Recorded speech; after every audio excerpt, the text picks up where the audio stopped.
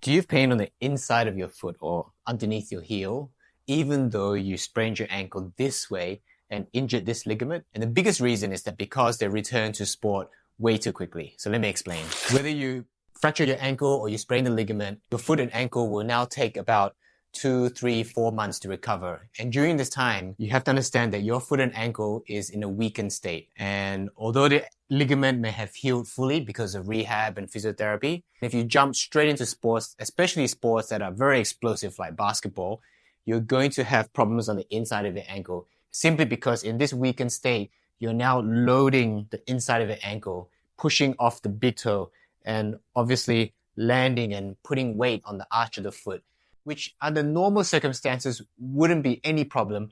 But if your foot and ankle is in a weakened state, you have to take your time to return to sports.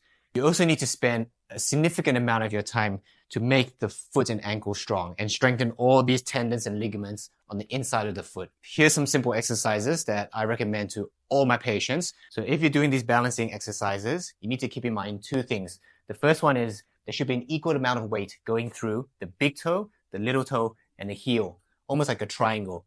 And I like to actually tell patients to press down just a little bit into the soft pad. And what this does is that it activates the muscle at the bottom of your foot that runs all the way up and across here.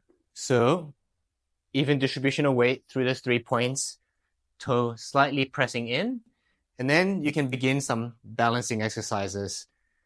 And we're going to do some banded dorsiflexion exercises with a little twist. So anchor it with the other foot. And for this one, you're going to need a step to do this exercise.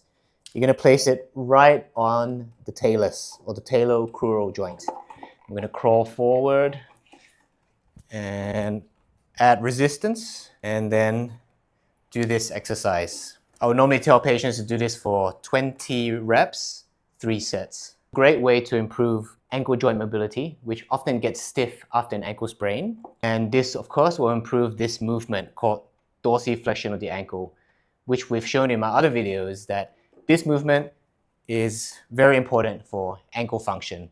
And if you lack dorsiflexion joint mobility, you're more prone to injuries like Achilles tendonitis, plantar fasciitis, and even ankle sprains. After an ankle sprain, because you've been resting it for quite some time, you haven't run and jumped for a while, the big toe is going to become not just stiff, but weak.